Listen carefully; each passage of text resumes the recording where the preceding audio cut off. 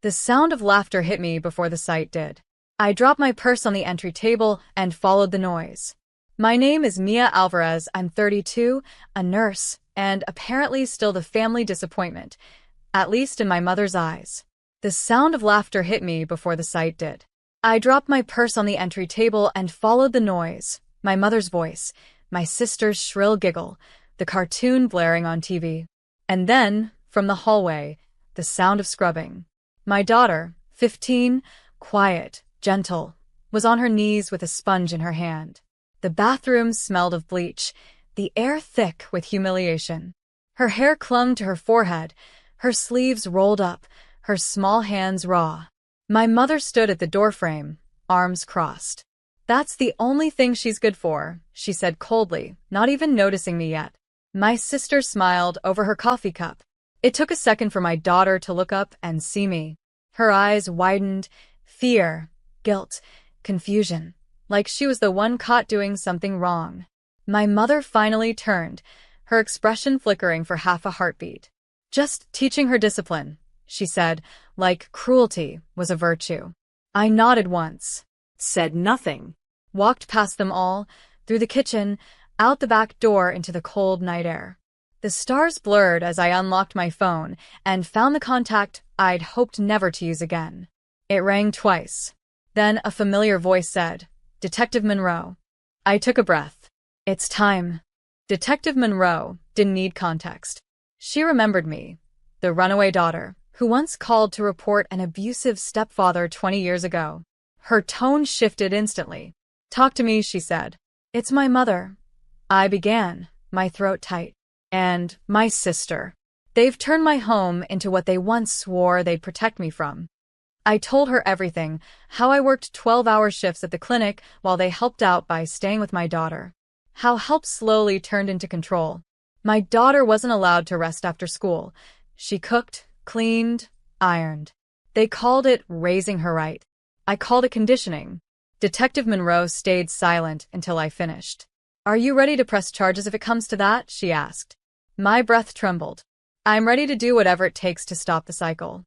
She promised to send a social worker for an unscheduled welfare visit the next day. "Don't confront them tonight. Keep everything normal. We'll document it." After the call, I sat in my car, staring at the bathroom window glowing faintly through the curtains. My daughter's shadow moved inside, small, fragile, obedient. I gripped the steering wheel until my knuckles ached. I had spent my life escaping my mother's control, only to see it reach the next generation. Not again. Not ever again. That night, I didn't sleep. I just planned. By noon the next day, the air inside the house was tight, the kind of stillness that only exists before a storm. My mother sat on the couch, arms crossed, the TV volume high. My sister scrolled on her phone, her kids running wild. My daughter stood in the kitchen doorway, drying her hands on a towel, her eyes darting between them like a trapped bird. Then came the knock. 3 firm raps. "Afternoon, ma'am. Savannah Department of Family Services. We received a wellness concern." My sister shot up, face pale. "What's this about?" The social worker, a woman named Mrs. Harlan, stepped in calmly, clipboard in hand. "Just routine follow-up." I leaned against the counter, heart steady. "Go ahead," I said softly. Mrs. Harlan's questions were polite, surgical. "Who lives here? Who's responsible for the child's care?" My mother's tone dripped with superiority. "I do. Her mother works too much, so we keep the girl disciplined. These kids today need structure." Mrs. Harlan nodded, taking notes. Then she turned to my daughter. "Sweetheart, can I see your hands?" My daughter hesitated, then slowly opened her palms. Red marks. Small, raw patches where bleach and scrubbing had burned her skin. The silence that followed was deafening. Mrs. Harlan's expression hardened. "Thank you. That'll be all for now." My mother's smugness faltered. My sister stammered, "It's just chores." But Mrs. Harlan had already turned toward me. "We'll be in touch," she said quietly. The first crack in their empire had formed, and it was beautiful. The next morning, I came home early from work to find my mother pacing the kitchen. The mask was slipping. You called them, didn't you? She hissed, eyes sharp, voice trembling with rage. My sister leaned against the counter, her tone dripping poison. Do you know how humiliating that was? The neighbors saw that woman's car. You're ruining this family. I stared at them both, calm, collected. Family? I said. You mean the kind that lets a 15-year-old scrub tile until her skin peels? Mom's face flushed crimson. You're ungrateful. After everything I've done for you. I cut her off. No, Mom. After everything you did to me. You think I forgot? The chores until midnight? The bruises you called discipline. She froze. The silence stretched. Even my sister went still. My daughter, who had been standing by the table, stepped back slowly, listening wide-eyed. You raised me to fear you, I said, my voice trembling with both anger and release. And I almost let you raise her the same way, but not anymore. I turned to my daughter. Go upstairs, baby. She hesitated. Are you sure? More than ever, I said. She left, and I looked back at my mother, the woman who once told me love and obedience were the same thing. Tomorrow, I said coldly, you'll get another visit. But this time, it won't be a social worker. For the first time, my mother looked afraid. The next visit wasn't polite. It came with badges. Detective Monroe arrived at 10 a.m. sharp, accompanied by a child welfare officer and a court representative. My mother tried to put on her Sunday smile, but her hands trembled as she opened the door. Good morning, ma'am, Detective Monroe said evenly. We're following up on a report regarding emotional and physical neglect of a minor.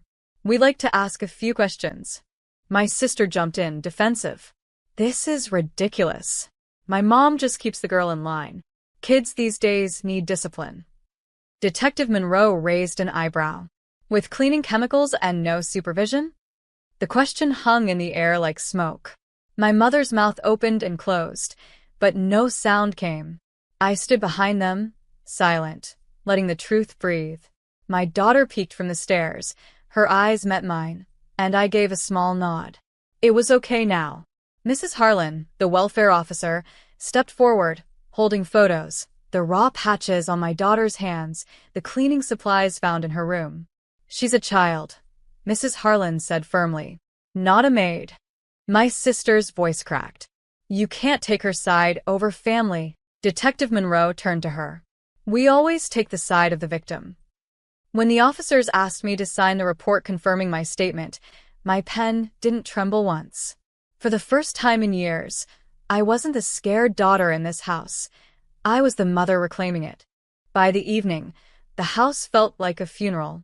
The investigators had left, but their words still lingered in the air. Official, unshakable, final. Protective oversight initiated.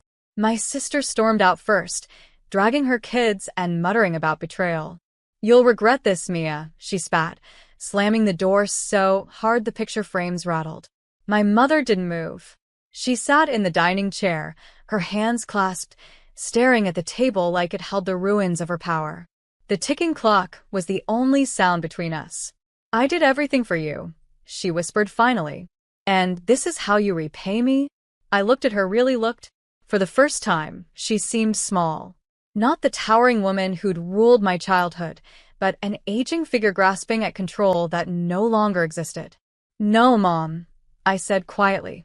You did everything to me, and you were about to do it to her. Her eyes flicked toward the staircase, where my daughter now sat halfway down listening. My mother's lips parted as if to speak, but no words came. I turned to my daughter. Pack your things. We're leaving tonight. She hesitated, then nodded. Relief washed over her face, the kind that comes when you realize the war is finally over. As we drove away from that house, I didn't cry. I didn't look back. Some goodbyes aren't meant to be sad. They're meant to be final. The first morning in our new apartment felt unreal.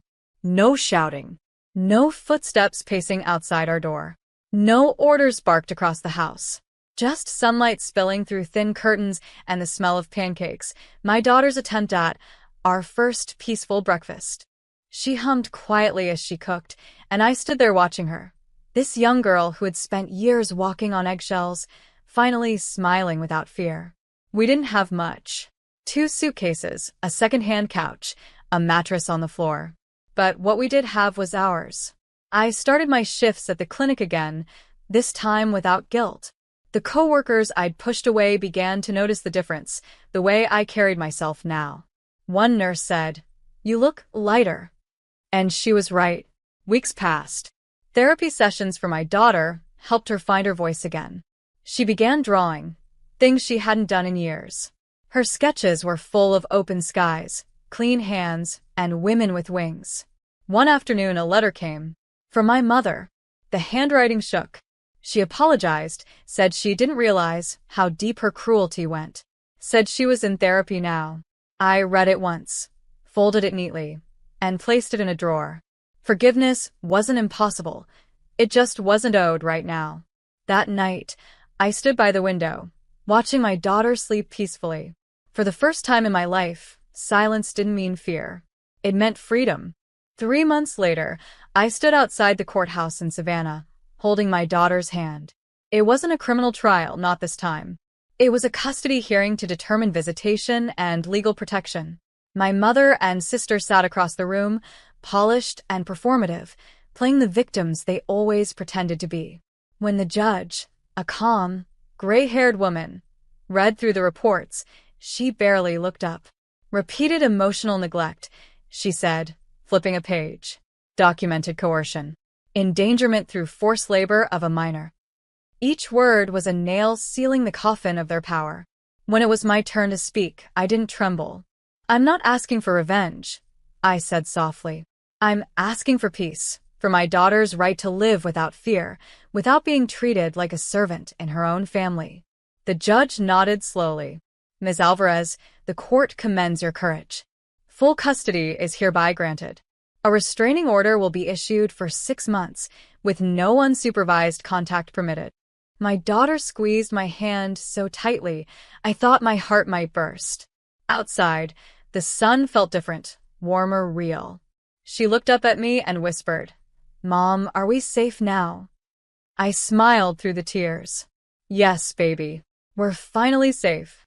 That night, I hung her drawings on our apartment wall. Women with wings, flying over oceans of light. And I realized freedom doesn't always come with fireworks. Sometimes it comes quietly, in a clean room, a steady breath, and a girl who finally laughs again.